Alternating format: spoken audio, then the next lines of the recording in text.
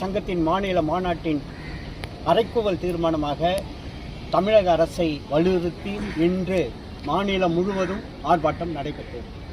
15 நிமிஷ கோரிக்கையை முன்வைத்து இந்த ஆர்ப்பாட்டம் இன்று நடைபெற்று வருகிறது. அதில் ஒரு பகுதியாக சென்னை இயக்குனர் அலுவலகத்திற்கு முன் இந்த ஆர்ப்பாட்டத்தை நடத்தி கொண்டு வருகிறது. முதல் கோரிக்கையாக தமிழக அரசின் கீழ் பணியாற்றுகின்ற பேரூராட்சி, மாநகராட்சி, நகராட்சி ஊழியர்களுக்கு ஓய்வு பெற்ற பின் அரசு வழங்குவதைப் போல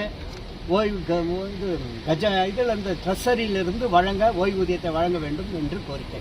ஏனென்றால் இன்று தமிழகத்தில் அரசு துறையில் மாநகராட்சி, பேரூராட்சி, ஊராட்சிகளில் வேலை செய்பவர்கள் 3 வகையான பென்ஷன் வாங்குறாங்க.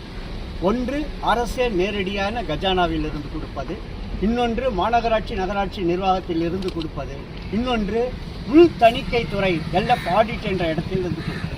இந்த 3 வகையான ஓய்வூதியம் கொடுப்பதனால் ஊழியர்களுக்கு ஓய்வு பெற்ற பல ஆண்டுகளானாலும் ஓய்வூதியம் கிடைப்பதில் சிரமம் வருகிறது.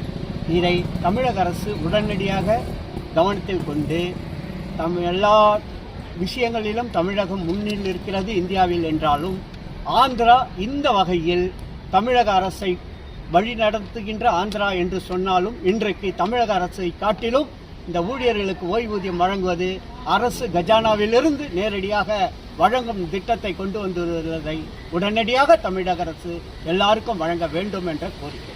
இரண்டாவதாக, ஓய்வு பெறும் காலங்களில் இந்த நிர்வாக பணிகளிலிருந்து பணியாற்றுகின்ற ஊழியர்களை பழிவாங்கும் நடவடிக்கையாக ஓய்வூதியம் தாமதமாக வழங்குவதற்கான ஏற்பாடுகளுடன் ரிட்டையர்ட் ஆகும் காலத்தில் அவர்களை ஒழுங்கு நடவடிக்கை என்ற பெயரில் 4-5 ஆண்டுகளாக ஓய்வூதியம் பெறாமல் தடுக்கின்ற நடவடிக்கையை தமிழக அரசும் நிர்வாகமும் கவனிக்க வேண்டும்.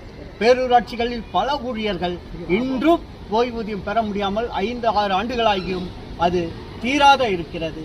நகராட்சிகளில் ஒரு நல்ல பொறுப்புக்கு வந்த தோழர்களும் அந்த பதவி உயர்வு பெற்று ஓய்வு பெறும் காலத்தில் குடும்பம் சிதறும் கூடிய அளவில் இந்த ஓய்வூதியத்தை தடுக்கக்கூடிய நிர்வாகம் செய்கிறது. என்ன ஒரு சின்ன வருத்தம் என்றால், ஊழியர்களிடமிருந்து ஜிபிஎஃப் பிடிக்கின்ற தொகையை, அதற்கான வட்டியை கூட இந்த அரசு கொடுக்காமல் அந்த தொகைகளை மடைமாற்றம் செய்து எம்பி நிதிகளுக்கு இந்த தொகைகளை மாற்றுகின்ற அவல நிலையாக ஊழியர்களுக்கு 7 ஆண்டு 8 ஆண்டுகளாக ஜிபிஎஃப் சேர்த்து வைத்த தொகையில் வட்டி கொடுக்காமல் வெறும் பிடித்த தொகையை மட்டும் கொடுத்துள்ளதை தமிழக அரசு உடனடியாக கவனத்தில் கொண்டு இதை செயல்படுத்த வேண்டும் என்பதை எங்களது கோரிக்கையாக முன்வைத்தது. இது தொடர்பாக அதே போல பழைய பென்ஷன் திட்டம்